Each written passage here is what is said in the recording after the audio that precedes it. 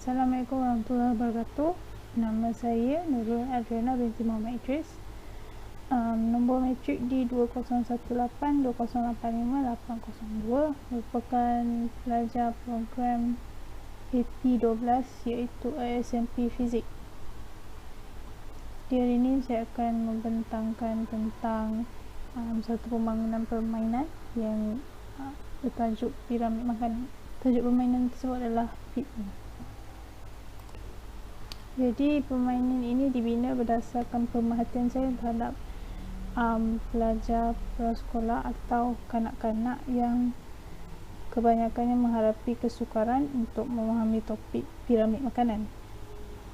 Jadi pembinaan permainan ini sebenarnya membantu pelajar untuk meneroka konsep sains yang dipelajari dengan lebih mendalam, di samping dapat memupuk kemahiran inquiry dalam persekitaran yang menyeronokkan. Dengan erti kata lain, permainan ini dapat membantu pelajar untuk mengaitkan keadaan persekitaran dengan konsep yang mereka baru pelajari, supaya mereka lebih memahami sesuatu topik itu dengan lebih mudah. Seterusnya, pengetahuan dalam topik ini juga berpotensi untuk mengembangkan tabit pemakanan yang baik. Maksudnya, jika pelajar tersebut berpengetahuan dalam bidang dalam topik piramid makanan, jadi sedikit sebanyak dapat mempengaruhi gaya pemakanan, gaya hidup mereka. Dan teknologi komputer dan multimedia interaktif telah berkembang sejak 2 dekad lalu sebagai alat untuk pendidikan pemakanan. Jadi teknologi ini sebenarnya menggabungkan kuasa animasi, video, muzik serta menawarkan peluang untuk meningkatkan pembelajaran dan perubahan tingkah laku kanak-kanak, termasuk pemakanan sihat dan juga aktiviti fizikal. Jadi isu dan permasalahan bagi projek ini adalah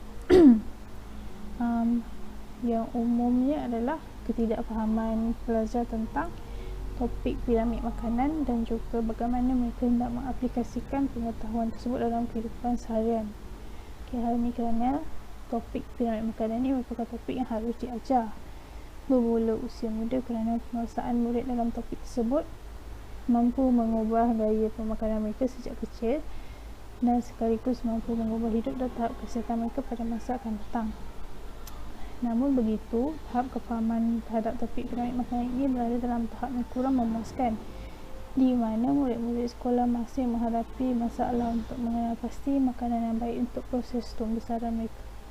Jadi, pembangunan permainan topik piramid makanan ini merupakan salah satu usaha untuk meningkatkan tahap kefahaman murid dalam topik tersebut, sekaligus dapat mengubah gaya hidup mereka demi masa depan yang terjamin. Seterusnya adalah objektif bagi permainan ini. Jadi objektif pembinaan permainan ini adalah seperti yang berikut, iaitu mampu menjelaskan jenis makanan pada setiap kumpulan makanan dalam piramid makanan. Seterusnya adalah catakan. Jadi seperti yang kita boleh lihat, catakan ini menunjukkan tentang proses di mana bermulanya daripada proses brainstorm sehingga laporan dokumentasi disiapkan. Jadi ini saya mengambil masa dalam tempoh 8 minggu untuk menyiapkan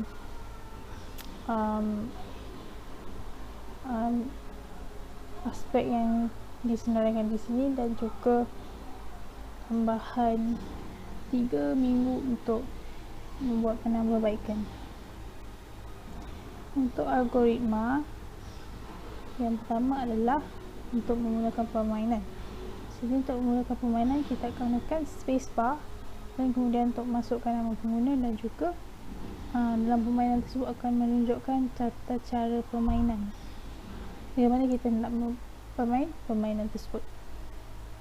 Jadi pada peringkat 1 permainan adalah di mana peringkat makanan pada kumpulan karbohidrat yang akan dipilih.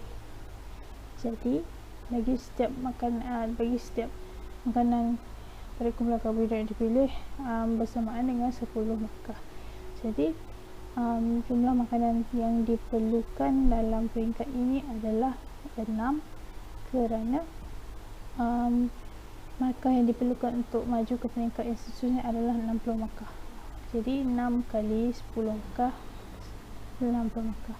Jadi bila markah sudah mencapai 60 markah, kita akan maju ke peringkat kedua.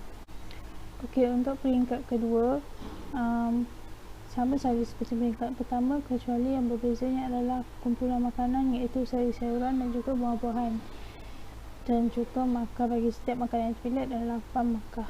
Jumlah makanan yang terdapat dalam peringkat ini adalah sebanyak 7.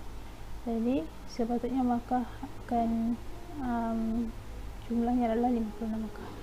Tetapi hanya 32 markah sahaja yang diperlukan untuk peringkat ini. Untuk peringkat ini ya, kalau dicampur dengan peringkat sebelumnya, dia akan jadi 92 markah.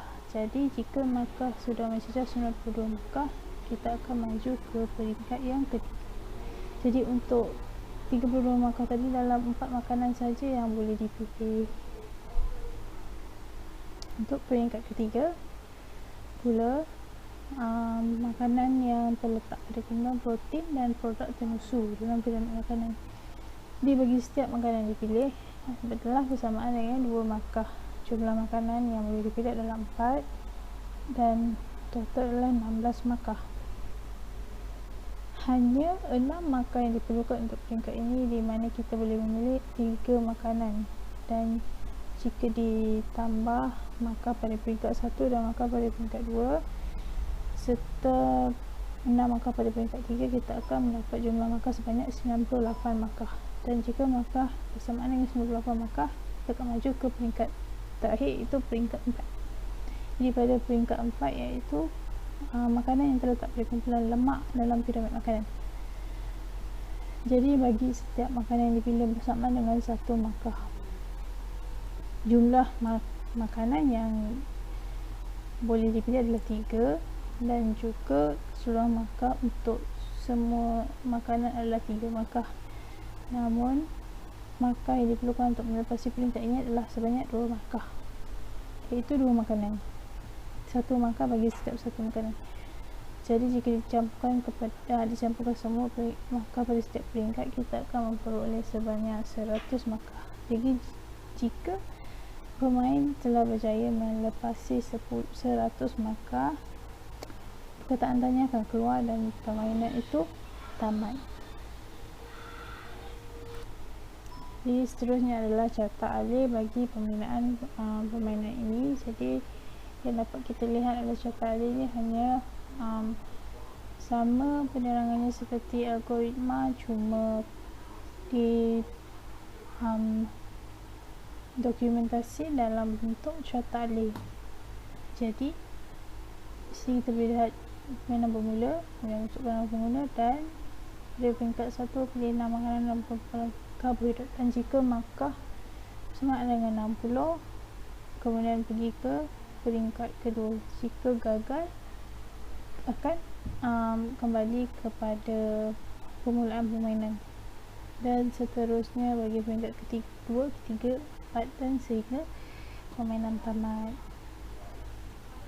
Jadi untuk proses pembinaan program, permainan ini dibina menggunakan perisian Scratch kerana fungsinya mudah dikendalikan serta tidak mengelirukan.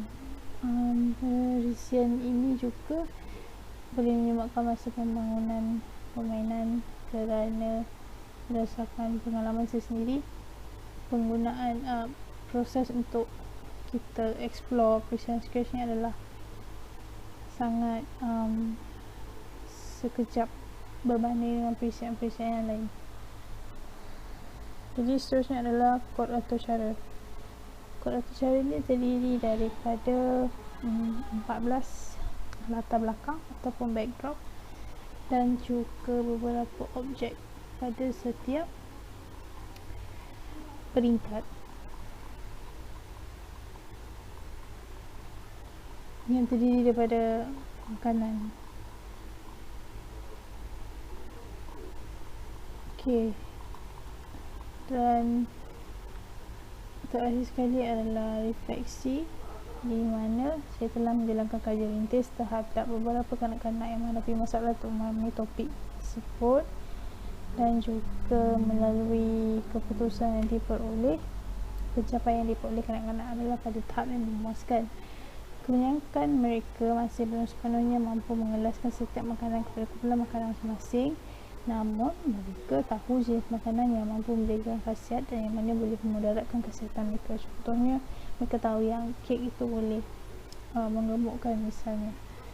Jadi harapan pada masa depan adalah supaya lebih banyak perisian sebegini dibangunkan yang bertujuan untuk memudahkan proses PDP agar murid lebih senang untuk faham lebih sesuatu topik lah. Jadi untuk penambahbaikan permainan ini adalah satu, yang pertama saya akan memperbagarkan peringkat permainan dan memastikan animasi permainan lebih menarik dan juga lebih kemas. Ini adalah rujukan yang saya gunakan untuk pembangunan permainan ini. Jadi seterusnya kita akan bermain permainan ini. Tekan space, masukkan nama,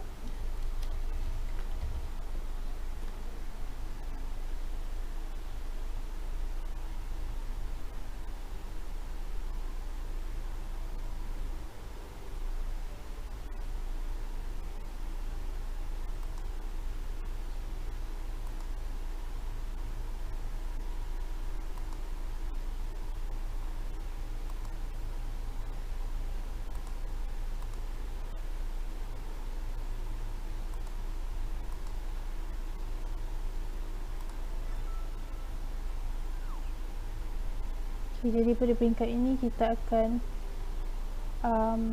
pilih makanan yang berada pada kumpulan karbohidrat dalam piramid makanan itu. Jika pilihan kita betul, dia akan mengeluarkan bunyi seperti pilihan itu salah.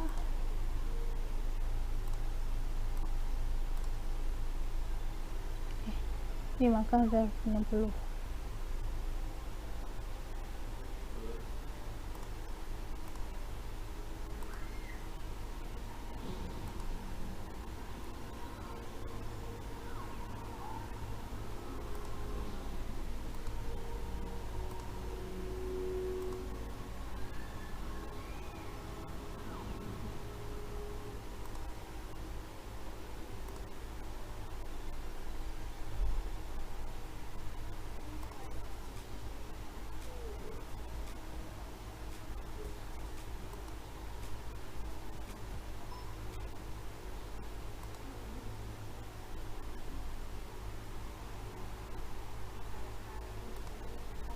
Jadi permainan pun tamat. Jadi itu saja untuk pembentangan saya pada kali ini. Sekian, terima kasih.